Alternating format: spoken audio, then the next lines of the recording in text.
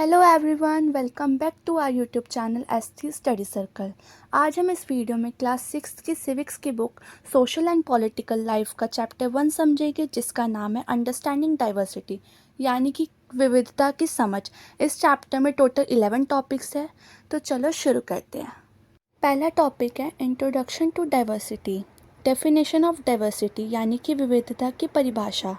Diversity refers to the difference in the way people live, speak, and celebrate, as well as differences in the custom, tradition, and beliefs. It encompasses various aspects such as culture, language, religion, ethnicity, and socio-economic status. यानी कि हम सब जानते हैं भारत एक diverse country है, यानी कि एक विविधता वाला देश है। सभी लोगों के बीच में काफ़ी तरह के डिफरेंसेस है। यहाँ पर तरह तरह की भाषाएं बोली जाती है। आपको शायद पता होगा कि भारत में 1600 से ज़्यादा भाषाएं बोली जाती है।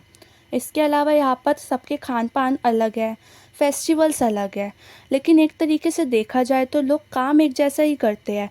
हिंदू जो है वो भी फेस्टिवल्स बनाते हैं, मुस्लिम जो है वो भी फेस्टिवल्स बनाते हैं, लेकिन उनके काम करने का तरीका अलग हो जाता है। उसे डाइवर्सिटी यानी विविधता कहा जाता है। सिग्निफिकेंस ऑफ डाइवर्सिटी यानी कि विविधता का क्या महत्व है। Diversity is natural and enriching, contributing to a vibrant and dynamic society. It fosters creativity, innovation and mutual respect among different communities. यानी कि जो भी डाइवर्स कंट्री होती है या विविधता वाला देश होता है, वहाँ पर क्रिएटिविटी को बहुत ज़्यादा बढ़ावा मिलता है, क्योंकि जब अलग अलग तरह के लोग होंगे तो सोचने का तरीका अलग होगा, सबके पास यूनिक आइडियाज़ होंगे, जिससे उस देश की ग्रोथ में बहुत हेल्प मिलेगी। उसके अलावा हमारी जो प्रॉब्लम्स होती है उसे सॉल्व करने में भी बहुत हेल्प मिलती है, क्योंकि सभी लोग प्रॉब्लम्स को देखने का तरीका अलग होता है।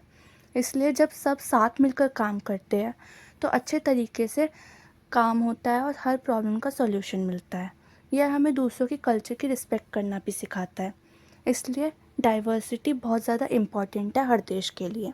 अगला टॉपिक है डाइवर्सिटी इन इंडिया, यानी कि भारत में विविधता। आपके सामने दो जगहों का एग्जाम्पल दे रखा है, जिसमें एक है लद्दाख और दूसरा है Kerala.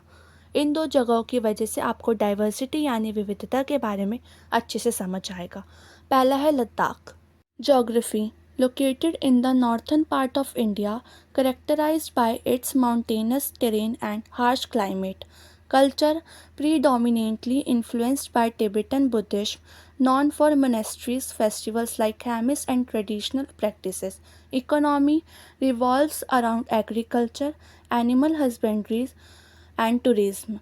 Unique customs, traditional Ladakhi houses, dresses, and food reflect a blend of Tibetan and Indian influences. यानी कि लद्दाख जो है वो भारत के उत्तरी भाग में है, नॉर्थ साइड में है, जो अपने पहाड़ी इलाके और हार्श क्लाइमेट के लिए बहुत ज़्यादा जाना जाता है। जो लद्दाख है वहाँ पर तिब्बती बौद्ध धर्म यानी बुद्धिज्म को माना जाता है। लद्दाख हैमिस जैसे बहुत सारे फेस्टिवल के लिए फेमस है। इसके अलावा वहाँ पर एग्रीकल्चर होता है, पशुपालन होता है, जिसे एनिमल हस्बेंड्री भी कहते हैं। और वहाँ का एनवायरनमेंट इतना अच्छा होता है कि वहाँ पर लोग दूर दूर से घूमने आते हैं, उनके साथ उनके फेस्टिवल भी सेलिब्रेट करते हैं और इन्जॉय करते हैं।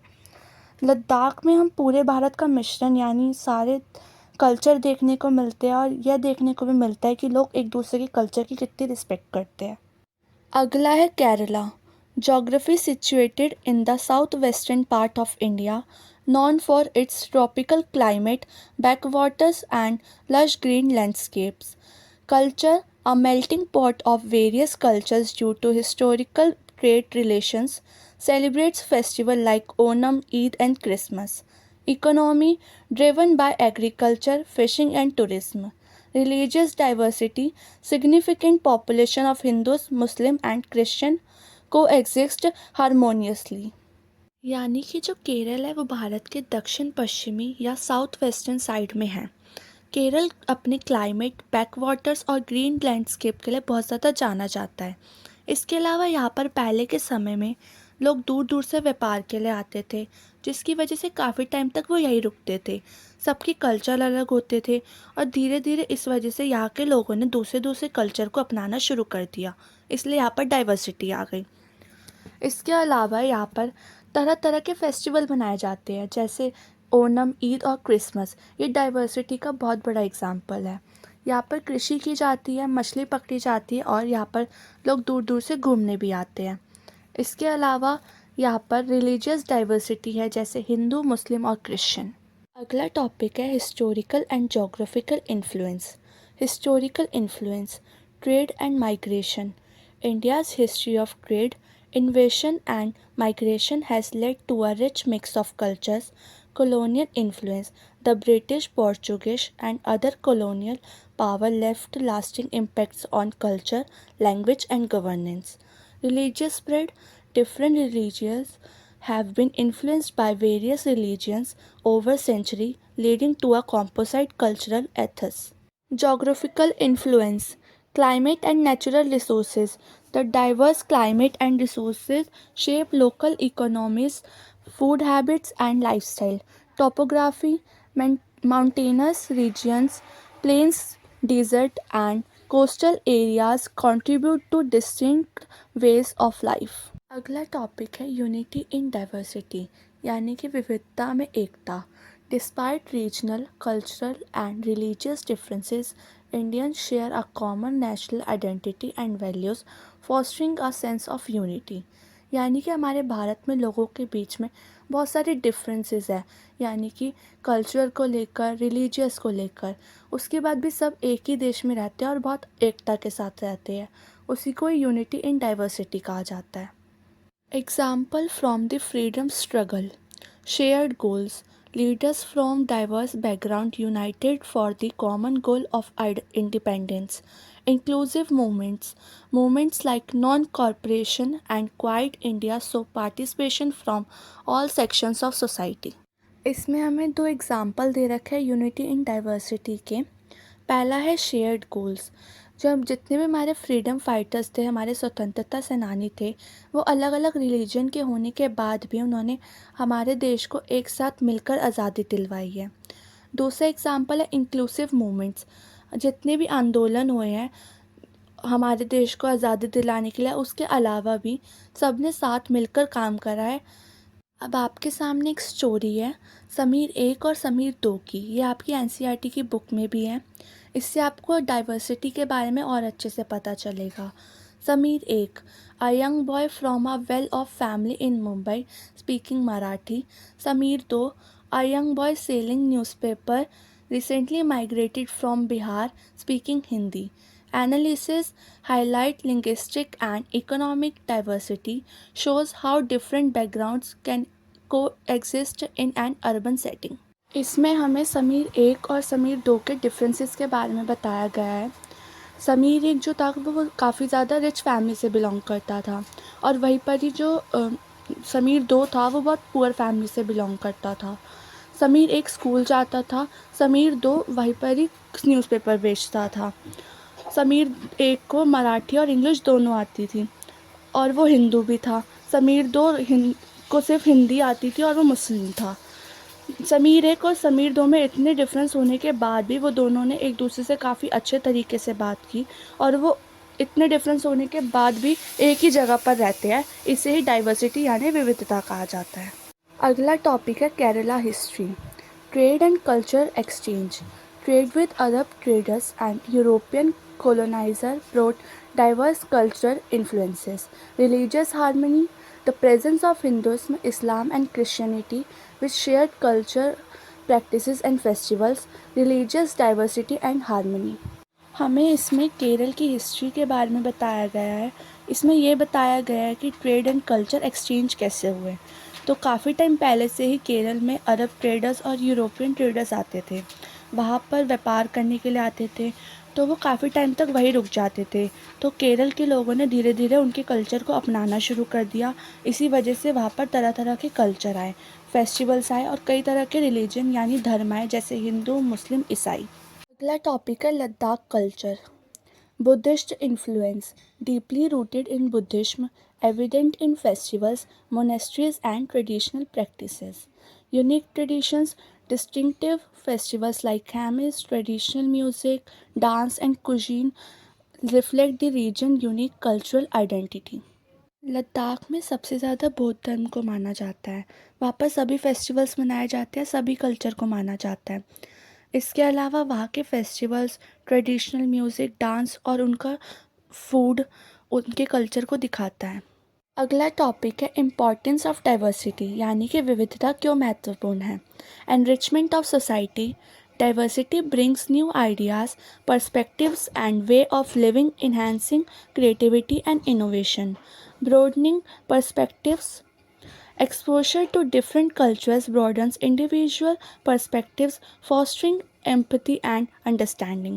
Social harmony, understanding and appreciating diversity can lead to greater social harmony and cohesion. विविधता हमारे लिए बहुत ज़्यादा इम्पॉर्टेंट होती है, क्योंकि ये चीज़ मैं आपको पहले भी बता चुकी हूँ कि ये क्रिएटिविटी जो होती है उसको बहुत ज़्यादा बढ़ावा मिलता है इससे। अलग अलग लोगों की अलग अलग सोच होती है, सबके पास यूनिक आइडियाज़ होते हैं, जिससे देश के ग्रोथ के लिए बहुत ज़्यादा हेल्प मिलती है। उसके अलावा ये जो लोगों को प्रॉब्लम्स होती है वो सॉल्व होने में बहुत ज़्यादा आसानी होती है, क्योंकि सबकी दुनिया को देखने का नज़रिया अलग अलग होता है। तो सब मिलकर प्रॉब्लम सॉल्व करते हैं तो जल्दी सॉल्यूशन मिलता है। इसके अलावा ये सिखाती है कि एक दूसरे के कल्चर की रिस्पेक्ट कैसे करनी होती है, सबके साथ इक्वल बिहेवियर कैसे रखना होता है, सबके साथ मिलजुल कर कैसे रहा जाता है। इसलिए हर देश के लिए डाइवर्सिटी यानी विविधता बहुत ज़्यादा इम्पॉर्टेंट होती है। अगला टॉपिक है चैलेंजेस ऑफ डाइवर्सिटी, यानी कि विविधता की चुनौतियाँ। Misunderstanding and conflicts, diversity can lead to misunderstanding and conflicts if not manage properly. Discrimination and prejudice. Certain groups may face discrimination based on language, religion, and ethnicity. It's essential to recognize and address these prejudices. यानी कि जो diverse country होगी उनके सामने बहुत सारी चुनौतियाँ भी आएगी। सब कुछ सही तरीके से मैनेज नहीं किया जाएगा तो काफ़ी सारी मिसअंडरस्टैंडिंग क्रिएट हो सकती है। इसके अलावा पार्शियलिटी यानी भेदभाव होते हैं, क्योंकि अगर किसी डाइवर्स कंट्री है वहाँ पर लोगों के बीच में डिफरेंस है तो वहाँ पर भेदभाव यानी पार्शियलिटी भी होगी। और सबसे ज़्यादा भेदभाव जातिवाद को देखने को मिलता है और ये हमारे भारत में भी होता है। इसके अलावा लोगों की भाषाओं को लेके भी काफ़ी ज़्यादा मजाक उड़ाया जाता है, काफ़ी ज़्यादा भेदभाव किया जाता है, क्योंकि सब अलग अलग कल्चर के लोग होते हैं और सबकी भाषा भी अलग होती है। तो ये भी एक डाइवर्स कंट्री के अंदर बहुत बड़ी चुनौती है। और लोगों के रंग रूप को लेके भी काफ़ी ज़्यादा पार्शियलिटी की जाती है, काला गोरा देखा जाता है। लेकिन अगर एक तरीके से देखा जाए तो सबसे बड़ी चुनौती जातिवाद ही है, जो हमारे भारत में भी देखने को मिलती है।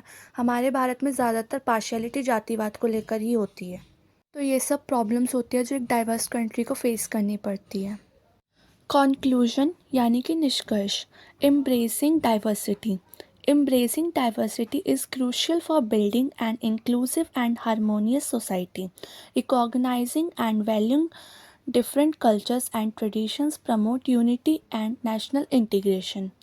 National integration, unity in diversity strengthens the nation by bringing together diverse groups, fostering a sense of belonging and shared identity. किसी भी देश के लिए विविधता को अपनाना बहुत ज़्यादा महत्वपूर्ण है और विविधता को अपनाने के से बहुत सारे बेनिफिट्स भी होते हैं, ये हम सब पढ़ चुके हैं। विविधता एकता यानी कि यूनिटी को बढ़ावा देती है, यह भी हमने पढ़ा है। इसके अलावा राष्ट्रीय एकता उत्पन्न होती है, लोगों के बीच में इक्वालिटी आती है, लोग एक दूसरे के कल्चर के बारे में जानते हैं और उसकी रिस्पेक्ट करते हैं। इससे अपनेपन की भावना उत्पन्न होती है। इसके अलावा हमने यह भी समझा कि डाइवर्सिटी किसी भी कंट्री के लिए कितनी ज़्यादा इम्पॉर्टेंट है। हर देश में डाइवर्सिटी होना बहुत ज़्यादा इम्पॉर्टेंट है। ये चैप्टर यहाँ ख़त्म होता है। आई होप आप सबको समझ आया होगा। अब मिलते हैं अगली वीडियो में, तब तक के लिए बाय बाय।